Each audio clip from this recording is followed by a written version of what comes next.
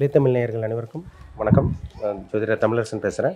இன்றைக்கி நம்ம இந்த வீடியோவில் எதை பற்றி பார்க்க போகிறோன்னா, மிதுனம் காலச்சக்கரத்துக்கு 3ஆம் ராசியான மிதுன ராசி நேயர்களோட வாழ்க்கை எப்படி இருக்கும், உங்களோட குணாதிசயம் என்ன, உங்கள் நட்சத்திரம் என்ன நட்சத்திரத்தில் பிறந்திருப்பீங்க, உங்கள் நட்சத்திரத்துக்கு உண்டான குணாதிசயம் என்ன, இது மாதிரி விஷயங்கள்லாம் பார்க்க போகிறோம். என்னென்ன கிரகங்கள் அமைப்பு இருக்கும், இது என்ன கருமாவில் நீங்கள் பிறந்திருக்கீங்க, மிதுன ராசியில் பிறந்திருக்க அந்த அமைப்பு என்ன, இதெல்லாமே நம்ம இந்த வீடியோவில் தெளிவாக பார்க்க போகிறோம். சரிங்களா?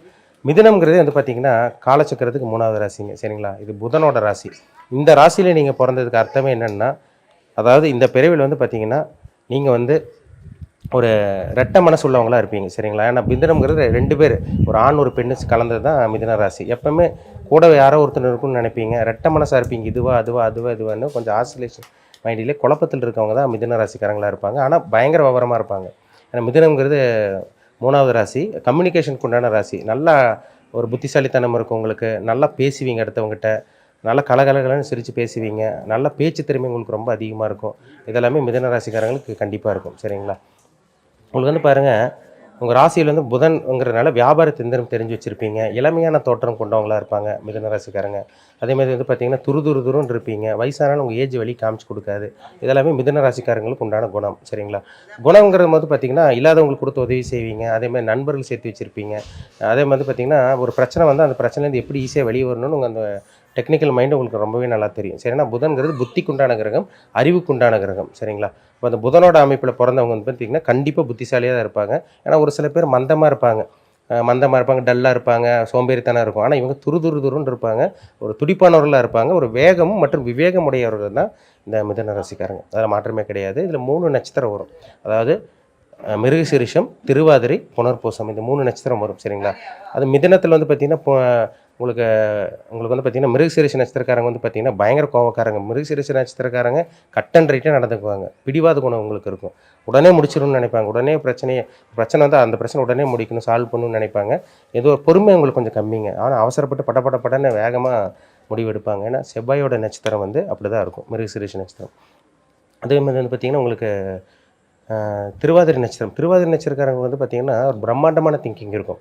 எதாக இருந்தாலும் சின்னது நினைக்க மாட்டாங்க. எதாக இருந்தாலும் எக்ஸ்ட்ரீம் லெவல் தான். பெருசாக நினைக்கிறது, பெருசாக சிந்திக்கிறது.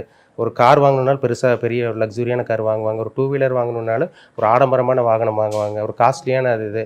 அதாவது சின்னதெல்லாம் நினைக்க மாட்டாங்க. எக்ஸ்ட்ரீம் லெவல் பெருசாக ஆசைப்படுறவங்க தான் இந்த திருவாதிரை நட்சத்திரக்காரங்க. ஆழமாக சிந்திக்கக்கூடியவங்க இவங்கெல்லாம் எப்படி தெரியுங்களா? ரொம்ப ஆழமாக சிந்திப்பாங்க. அவசரப்பட்டு எந்த ஒரு முடிவு எடுக்க மாட்டாங்க. ஆழமாக சிந்திப்பாங்க. சரிங்களா?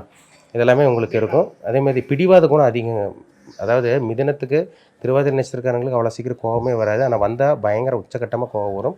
ஒரு ஆக்ரோஷமாக படுறது, ஒரு ஆக்ரோஷமான ஒரு கோபம் வருது, அந்த வெளிப்பாடு அந்த வெளியே காமிக்கிறது, அந்த கோபத்தை வெளியே காமிக்கிறதெல்லாம் இந்த திருவாதிரை நட்சத்திரக்காரங்களுக்கு நிச்சயமாக இருக்கும்.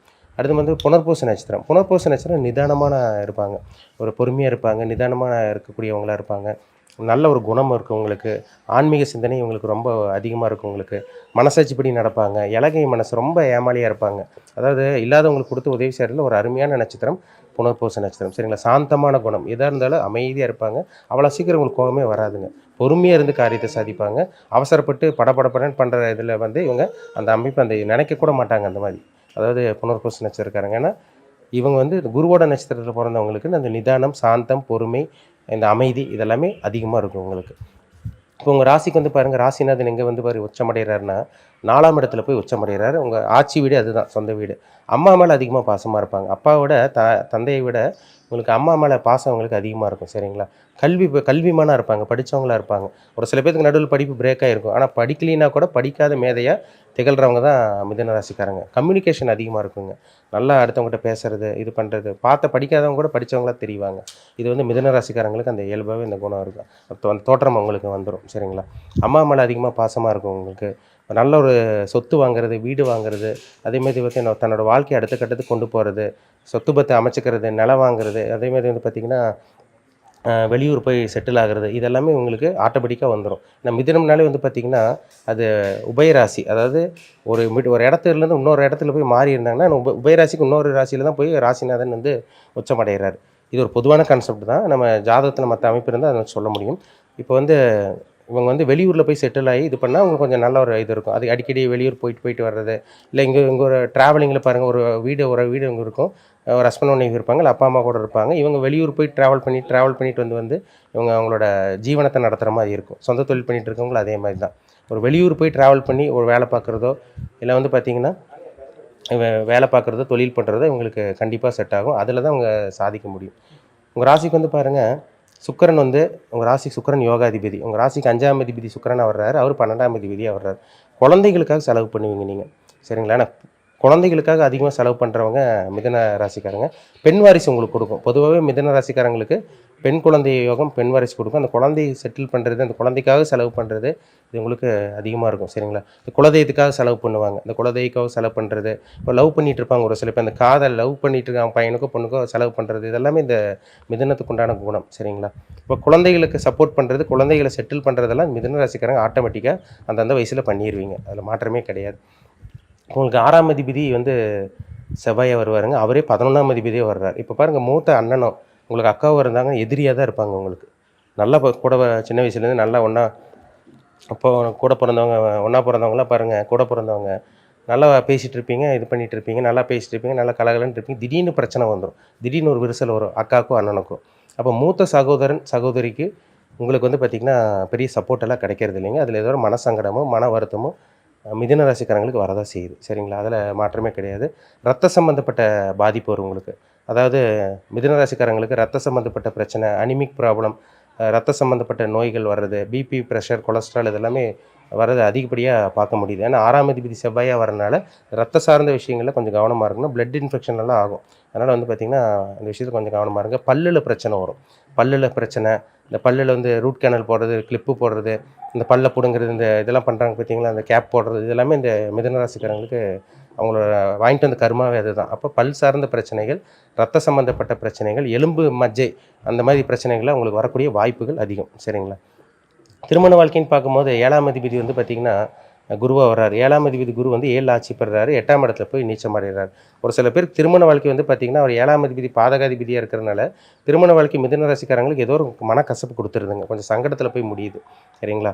நல்ல கணவனாக இருப்பாங்க, நல்ல மனைவியாக இருப்பாங்க. ஆனால் உங்களுக்கு செட் ஆகாமல் போயிடும். ஏதோ ஒன்று பொறுத்தவங்க சரியாலாம் பார்த்து கல்யாணம் பண்ணியிருப்பீங்க, நல்லவங்களாக இருப்பாங்க. ஆனால் உங்களுக்கு அண்டர்ஸ்டாண்டிங் இல்லாமல் கொஞ்சம் டார்ச்சர் பண்ணுறவங்களாக இருப்பாங்க. கொஞ்சம் அப்படியே வந்து பார்த்திங்கன்னா உங்களுக்கு மிஸ் அண்டர்ஸ்டாண்டிங் இருக்கக்கூடிய கணவன் மனைவியாக அமைஞ்சு திருமண வாழ்க்கையில் மட்டும் ஒரு சில பேர் தோற்று போகிற மாதிரி வருது இந்த மிதுன ராசிக்காரங்களுக்கு. ஒரு சில பேர் தான் சக்ஸஸ் பார்க்குறாங்க, சரிங்களா? ஒரு சில பேர் ஏன்னா 7ஆம் அதிபதி குரு 2ஆம் இடத்துல போய் உச்சம் அடைஞ்சிருவார், சரிங்களா? நல்ல கணவன் நல்ல மனைவி மட்டும் அமைச்சிட்டாங்கன்னா குடும்பத்துக்காக அவங்க என்ன வேணால் பண்ணுவாங்க, அப்பேற்பட்டவங்களாக இருப்பாங்க. ஆனால் ஒரு சில பேருக்கு திருமண வாழ்க்கை வந்து ஃபெயிலியர் ஆகிறத பார்க்க முடியுது. அதேமாதிரி வந்து பார்த்திங்கன்னா உங்களுக்கு வந்து சனி வந்து பாருங்கள், உங்கள் ராசிக்கு 9ஆம் அதிபதி சனி மற்றும் உங்களுக்கு வந்து பார்த்திங்கன்னா 9ஆம் அதிபதி சனி, 8ஆம் அதிபதியே சனி வர்றாரு. 8க்கும் அவரே தான், 9க்கு அவரே தான் வர்றாரு, சரிங்களா? அப்போ வந்து தந்தைக்கு வந்து தந்தை மூலமாக அசிங்கமானம். தந்தை வந்து உங்களுக்கு ஏதோ ஒரு இம்சை பண்ணுவார், இல்லை அப்பாவுக்கு உங்களுக்கு ஆகாமல் இருக்கலாம், இல்லை அப்பாவுக்கு உங்களுக்கு செட் ஆகாமல் இருக்கலாம், இல்லைன்னா வந்து அப்பாவோட ஆரோக்கியம் கெட்டு போகலாம். அதாவது தந்தை மூலமாக மனக்கவலையும் மன கஷ்டத்தையும் பிரச்சனைகளையும் சந்திக்காத மிதுன ராசிக்காரங்களே இருக்க மாட்டாங்க. அப்போ தந்தை மூலமாக ஏதோ ஒரு மன வருத்தம் மிதுன ராசிக்காரங்களுக்கு வரதாங்க செய்யுது. அதனால் தந்தை விஷயத்தில் கொஞ்சம் கவனமாக இருங்க. ஏன்னா அம்மா பாசமாக இருப்பீங்க, அதில் டவுட்டே கிடையாது. இப்போ இங்கே வந்து உங்களுக்கு ஆகாதுங்க, ஒரு சில ராசியில் செட் ஆகாது. இப்போ மிதுன ராசிக்காரங்களுக்கு விருச்சக ராசிக்காரங்கனாலே ஆகாதுங்க. ஏன்னா விருச்சங்கிறது செவ்வாயோட வீடு, மிதுனம்ங்கிறது புதனோட வீடு. அப்போ ஜென்ம விரோதி, ஜென்ம பகை. அப்போ இந்த மிதுன ராசிக்காரங்க விருச்சக ராசிக்காரங்கெல்லாம் கல்யாணம் பண்ணிங்கன்னா வாழ்க்கையை நரகமாக போயிடும். அதனால் திருமணம் பண்ணும்போது பார்த்து பண்ணுங்கள். உங்களுக்கு நண்பர்களே பாருங்கள், விருச்சக ராசிக்காரங்க நண்பர்கள் அமைஞ்சால் கூட உங்களுக்கு செட் ஆகாதுங்க, ஒத்து வராது உங்களுக்கு. உங்களுக்கெல்லாம் என்ன ராசி செட் ஆகும்னா, உங்களுக்கு மிதுன ராசிக்காரங்களுக்கு மிதுன ராசி செட் ஆகும், மகர கும்ப ராசிக்காரங்க செட் ஆகும், துலாம் ராசிக்காரங்க செட் ஆகும், ரிஷப ராசிக்காரங்க செட் ஆகும். இந்த ராசிக்காரங்களும் உங்களுக்கு ஒரு நல்ல ஒரு அந்யோன்யமாக இருப்பாங்க, நல்ல ஒரு அண்டர்ஸ்டாண்டிங்கோடு இருப்பாங்க, சரிங்களா? உங்களுக்கு உதவி செய்யக்கூடிய ராசியில் வந்து சிம்ம ராசிக்காரங்க உங்களுக்கு உதவி செய்வாங்க, சப்போர்ட் பண்ணுறவங்களா இருப்பாங்க. கும்ப ராசிக்காரங்க அல்லது கும்ப லக்னக்காரங்க உங்களுக்கு உதவி செய்யக்கூடிய அமைப்பில் இருப்பாங்க கண்டிப்பாக, சரிங்களா? அப்போ கும்பராசி அல்லது கும்ப லக்னம், சிம்ம ராசி அல்லது சிம்ம லக்னத்தில் பிறந்தவங்க உங்களுக்கு ஹெல்ப் பண்ணுறவங்களா கண்டிப்பாக இருப்பாங்க. இது மாற்றமே கிடையாது, சரிங்களா? தெய்வ வழிபாடுங்கிறது புதனோட வழிபாடுங்க. புதன் வழிபாடு, பெருமாள் வழிபாடு இதெல்லாமே உங்களுக்கு சிறப்பாக தரும் உங்களுக்கு. அதேமாதிரி ஸ்ரீரங்க வழிபாடு நீங்கள் பண்ணிக்கலாம். நீங்கள் புதனோட பச்சை கலர் ட்ரெஸ் யூஸ் பண்ணுறது, இந்த பச்சை நிறம் வந்து யூஸ் பண்ணுறது இதெல்லாமே நீங்கள் இது பண்ணிக்கலாம். அதேமாதிரி திருவெண்காடு, கும்பகோணத்தில் வந்து திருவெண்காடுன்னு ஒரு கோயில் இருக்குது. அங்கே நீங்கள் போகிறது ஒரு புதனோட ஸ்தலமாக இருக்கிறதுனால அது வருஷத்துக்கு ஒரு தடவை நீங்கள் போயிட்டு வரலாம். ஒரு சில பேர் லிங்க வழிபாடு பண்ணுவாங்க. அதாவது வந்து பார்த்திங்கன்னா சிவன் வழிபாடு பண்ணுவாங்க. ஆனால் மிதுன ராசிக்காரலாம் உங்களுக்கு அதில் ஒரு ஆன்மீக இதுங்க இருக்கிறனால, அந்த நட்சத்திரம் இருக்கிறனால உங்களுக்கு வந்து மிதுன ராசிக்காரங்க வந்து பார்த்திங்கன்னா சிவன் வழிபாடு பண்ணுவாங்க. ஒரு சில பேருக்கு பிடிக்கும், சிவன் வழிபாடு ரெகுலராக ஃபாலோ பண்ணுவாங்க. சிவன் தான் எல்லாமே அப்படின்னு நினைப்பாங்க. அதில் வந்து பார்த்திங்கன்னா உங்களுக்கு ஈசானிய லிங்கம்னு சொல்லிட்டு ஒரு லிங்கம் இருக்குங்க. அது வந்து பார்த்திங்கன்னா அந்த லிங்கத்தை வந்து அது மிதுன ராசிக்கு உண்டான அமைப்பு. அந்த லிங்கமே வந்து மிதுன ராசிக்காரங்க வழிபட வேண்டியது. அதனால் ஈசானிய லிங்கம் வந்து நீங்கள் வழிபடுறது ஒரு சிறப்பான ஒரு அமைப்பு கொடுக்கும்.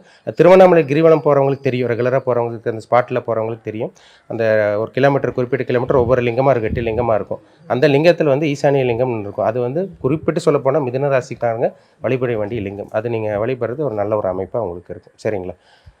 அதனால் மிதுன ராசிக்காரங்க நண்பர்கள் விஷயத்த கவனமாக இருங்க. நிறைய நண்பர்களை சேர்த்து வச்சுருப்பீங்க. அதில் சில பிரச்சனைகள் வரும். அதனால் நண்பர்களை விஷயத்தில் கொஞ்சம் கவனமாக இருங்க. மிதுன ராசிக்காரங்க ரொம்ப புத்திசாலியாக நினச்சி நிறைய விஷயத்தில் வாழ்க்கையை இழந்து கோட்டையை விட்டவங்க தான் ரொம்ப அதிகம். அதனால் நண்பர்கள் விஷயத்தில் ரொம்ப கேர்ஃபுல்லாக இருந்தீங்கனாலே, சுற்றி இருக்கவங்ககிட்ட கவனமாக இருந்தீங்கனாலே ஈஸியாக உங்களால் வாழ்க்கையை சமாளிக்க முடியும். ஏன்னா புத்திசாலியான ஒரு ராசி தான் மிதுன ராசி. எப்படியோ வாழ்க்கையில் சமாளித்து போராடி வெளி வந்து சாதிச்சிருவீங்க. அதில் கவலையப்பட வேண்டாம். நண்பர்கள்ட்ட மட்டும் கொஞ்சம் கேர்ஃபுல்லாக இருங்க. இந்த ராசிக்காரங்க அதில் தான் கவனமாக இருக்கணும்.